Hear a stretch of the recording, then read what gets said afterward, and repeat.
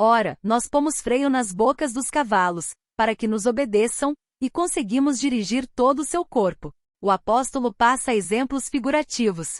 Os exemplos apontam o contraste entre o tamanho e força do cavalo e a pequenez dos freios que os controlam. 4. Vede também as naus que, sendo tão grandes e levadas de impetuosos ventos, se viram com um bem pequeno leme para onde quer a vontade daquele que as governa. Ele apresenta o contraste entre o tamanho das embarcações e o leme que as orienta. 5. Assim também a língua é um pequeno membro, e glória-se de grandes coisas. Vede quão grande bosque um pequeno fogo incendeia. Assim também, ou seja, alguns dos elementos, leme e freio, que foram apresentados nas ilustrações anteriores se comparam proporcionalmente à língua e o efeito devastador que ela pode causar. O apóstolo evidencia o quanto é importante ter a língua sob controle. Tiago apresenta uma grande verdade: a língua é um pequeno membro que se gloria de grandes coisas. Ou seja, muitos dentro da igreja se gabavam de serem mestres, mesmo quando não tinham esse domínio. Porém, é difícil que alguém venha a se gabar das funções que aparentemente são pequenas. Um bom exemplo de controle sobre a língua é observável em Paulo. Se convém gloriar-me, gloriar-me-ei no que diz respeito à minha fraqueza. O Deus e Pai de nosso Senhor Jesus Cristo, que é eternamente bendito, sabe que não minto. Em Damasco, o que governava sob o rei Aretas pôs guardas às portas da cidade dos Damascenos, para me prenderem. E fui descido num cesto por uma janela da muralha, e assim escapei das suas mãos. 2:11:30 - 33. Paulo não se gabou de grandes coisas, antes, sentia-se lisonjeado por ter fugido do rei Aretas em um cesto. Muitos em nossos dias se gabam de grandes feitos, grandes ajuntamentos, grandes mensagens. Porém, este é um feito próprio da língua quando sobre ela não se tem domínio. Paulo bem que podia gabar-se do livramento que Deus concedeu a ele e a Silas, mas preferiu gloriar-se, como que em um ato de loucura das suas fraquezas, e, perto da meia-noite, Paulo e Silas oravam e cantavam hinos a Deus, e os outros presos os escutavam. E de repente sobreveio um tão grande terremoto, que os alicerces do cárcere se moveram, e logo se abriram todas as portas, e foram soltas as prisões de todos. 16:25 - 26. Apenas uma fagulha de fogo pode incendiar um bosque inteiro. Iniquidade. 6. A língua também é um fogo. Como mundo de iniquidade, a língua está posta entre os nossos membros, e contamina todo o corpo, e inflama o curso da natureza, e é inflamada pelo inferno. A língua é comparada a uma fagulha que incendeia um bosque. Por vir especificada, um fogo demonstra que ela não é fogo, mas é comparável ao fogo por ter a capacidade de inflamar. Embora esta carta traga muitos conselhos, não devemos ler e analisar seus textos como se lê e analisa o livro de Provérbios. Primeiro porque Provérbios é um livro, e o texto de Tiago é uma epístola.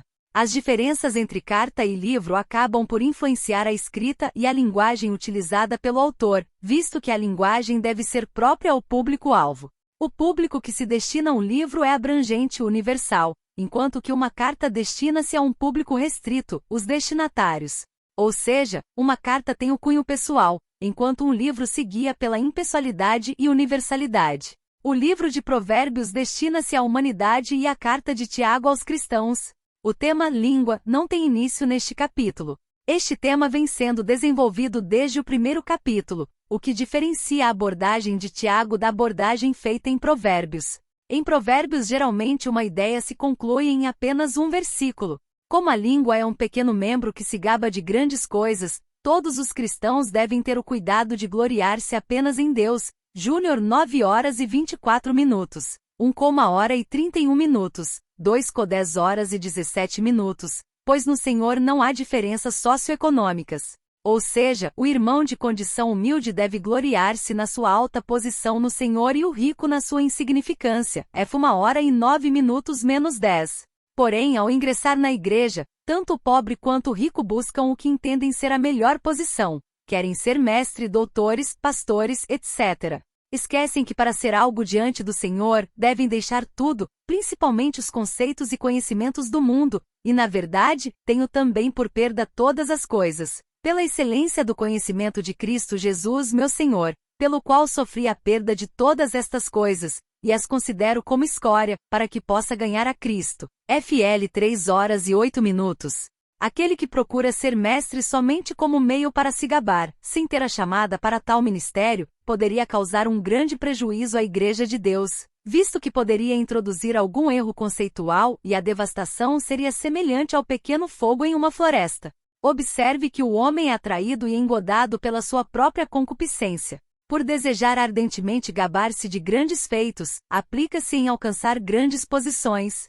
Aquele que é guiado pela concupiscência quando alcança uma posição de destaque, os deslizes com as palavras e os erros conceituais são inevitáveis, isto porque todos nós tropeçamos em muitas coisas, e quem não tropeça em palavras é perfeito e capaz de refrear todo o corpo. E o que este homem estará propagando com a sua língua será como fogo em uma floresta, devastador. A posição de mestre a alguém que não foi comissionado para ensinar potencializa o efeito destruidor do erro. Para evitar tão grande mal, todo homem deve estar pronto a ouvir e ser tardio em falar, a exemplo daqueles que diante da tentação, diziam de maneira equivocada que estavam sendo tentados pelo Senhor. TG 1h13 menos 17. Qual não seria o estrago no seio da igreja se alguém com este erro conceitual viesse a alcançar a posição de mestre? Aquele que é enganado pelo seu próprio coração acredita que é religioso. Estes geralmente não controlam a língua, estão prontos a falar, são tardios em ouvir, e acabam lançando mão da ira. TG 1h16. Como mundo de iniquidade, a língua está posta entre os nossos membros, e contamina todo o corpo, e inflama o curso da natureza, e é inflamada pelo inferno. O versículo acima é um exemplo prático do exposto no capítulo 1, versículo 14 e 15. Compare. Mas cada um é tentado, quando atraído e engodado pela sua própria concupiscência. Depois, havendo a concupiscência concebido, dá à luz o pecado, e o pecado, sendo consumado, gera a morte. TG 1h14 menos 15. Cada pessoa é tentada pela sua própria concupiscência, ou seja, primeiro ela é atraída e engodada pelos seus próprios desejos. Quando estes desejos são levados a efeito, dá-se à luz o pecado, e o fim dele é a morte.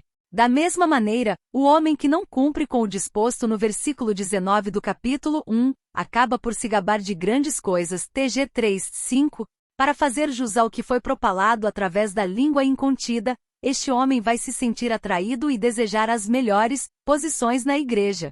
Como todos tropeçam em muitas coisas, aquele que se gaba e alcança uma posição de destaque, irá tropeçar em palavras. Desta forma, a língua deste incauto será como fogo. Será como mundo de iniquidade situada entre os seus membros. Como o que contamina o homem é o que procede do seu coração, mas o que sai da boca procede do coração, e isso contamina o homem. MT 15h18. Nada há, fora do homem, que entrando nele, o possa contaminar, mas o que sai dele isso é que contamina o homem. MAC 7h15. A língua é o veículo que evidencia o que está no coração, o que contamina todo o corpo. Tiago e Jesus falam do mesmo problema que afeta o coração da humanidade. Este fala do princípio pernicioso que contamina o homem, o pecado que tem domínio sobre o coração do homem sem Deus, enquanto aquele fala da língua, membro que torna evidente o princípio pernicioso que está no coração do homem. Tiago dá mais um alerta. A língua pode acelerar o processo de destruição do homem, que sem a intervenção da língua, seria natural, ou seja, seria conforme o curso próprio da natureza. Isto porque o curso da natureza do homem é a morte, e a língua tem a capacidade de inflamar. Ela acelera o curso da natureza. Um exemplo desta verdade é o recomendado por Paulo, não neófito, para que ensoberbecendo-se não caia na condenação do diabo. 1 TM 3h06. A soberba leva à queda, uma entrada súbita na condenação do diabo. E, o que resta a quem teve inflamado o curso da natureza pela língua? Ser inflamada pelo inferno. Onde há pecado, a morte e a justiça de Deus não opera, o que resta é o fogo do inferno. TG 1h20 e TG 3h06.